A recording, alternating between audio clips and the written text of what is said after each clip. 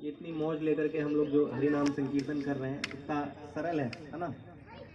लेकिन हर युग में भगवान को प्रसन्न करने की अलग विधि होती है।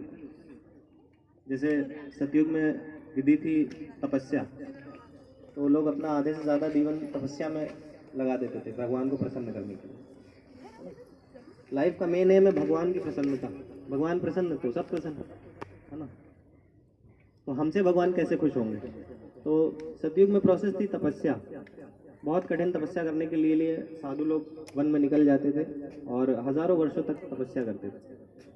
तो वो उस युग की विधि थी है ना। और फिर त्रेता में यज्ञ विधि थी जब भगवान राम आए। तो आप लोगों ने शायद रामायण देखी होगी, रामानंद सागर की। जब भी साधुओं को दिखाते थे वो यज्ञ कर रहे होते थे है ना। तो उस युग की विधि वही थी, भगवान को प्रसन्न करने की, यज्ञ करने। लेकिन उसमें भी बहुत मटेरियल लगता है, बहुत घी लगता है गाय है ना। जो है आज 1 किलो शुद्ध घी मिलना बहुत मुश्किल है। जो एकदम प्योर गाय का घी जो इस समय आता है वो 2 से 3 हज़ार रुपये का 1 लीटर आता है ना, 1 किलो।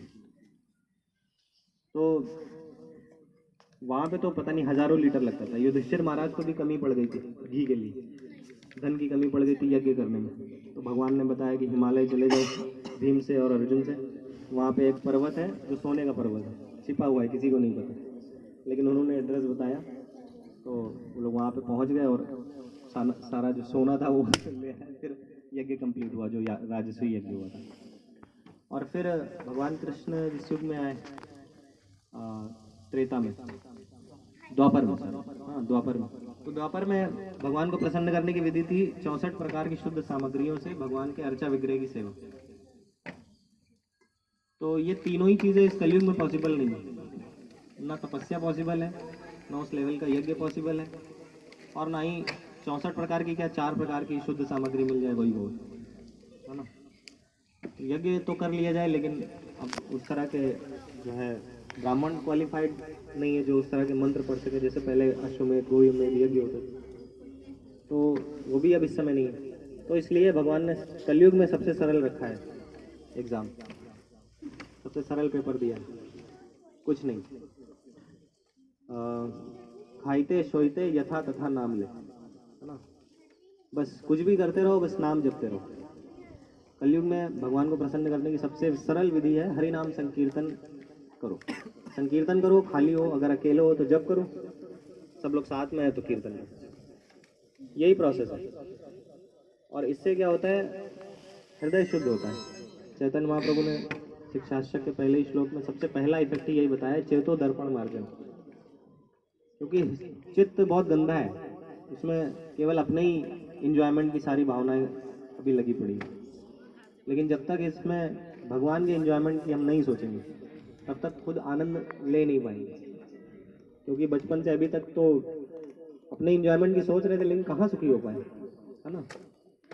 लेकिन जब तक भगवान के इंजॉयमेंट के बारे में नहीं सोचेंगे तब तक हम सुखी नहीं हो पाएंगे।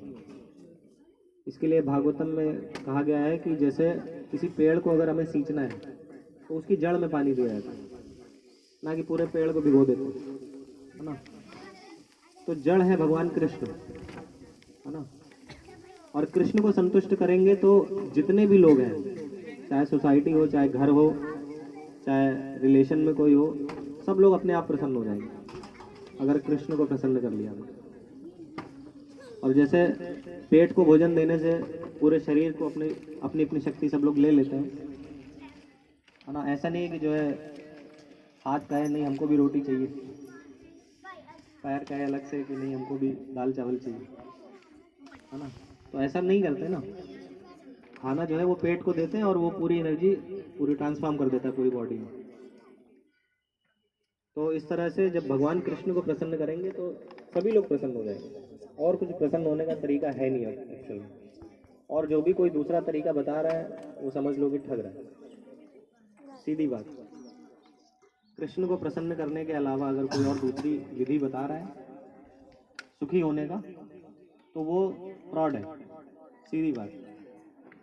तो इसलिए, और बहुत सरल भी है, हरे कृष्ण कृष्ण कृष्ण हरे हरे, हरे राम राम राम हरे हरे। श्रील प्रभुपाद जी ने ये जो विधि है ये जा करके पूरे विश्व में फैला दी अब तो जो फॉरेनर्स हैं वो भी कीर्तन कर रहे हैं, धोती कुर्ता पहन रहे हैं, माताएं साड़ी पहन रही हैं, है ना।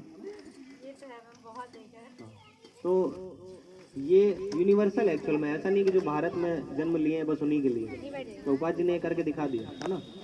बस मनुष्य होना चाहिए और भाग्यशाली होना चाहिए। भाग्यशाली इन द सेंस कि उसको किसी न किसी तरीके से किसी भक्त का संग मिल जाए, क्योंकि भक्त के बिना भगवान नहीं मिलते।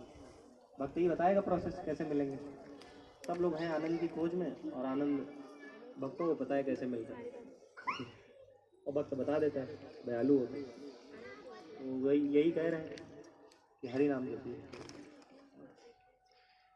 आइते सोइते जथा तथा नाम। बस हर समय नाम जपते रहो, जब भी समय मिले, और जब खूब सारे लोग हो तो कीर्तन करो। यही विधि है। कलयुग केवल नाम आधार, सुमिर सुमिर नर उतराई पार। सारे शास्त्र यही है। भागवत में कहा गया है कीर्तनादेव कृष्ण से मुक्त संगा परम विजय।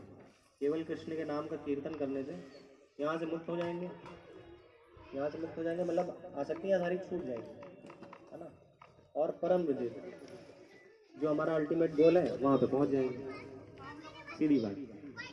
फिर कृष्ण के साथ, कृष्ण के पास पहुँच गए फिर क्या करना है, फिर गैया चराएंगे चल के, ग्वाल बाल खेलते रहते हैं हमेशा मस्त, उनको कोई काम धंधा थोड़ी है। गाय अपना चल रही है उधर, इधर खेल हो रहे हैं।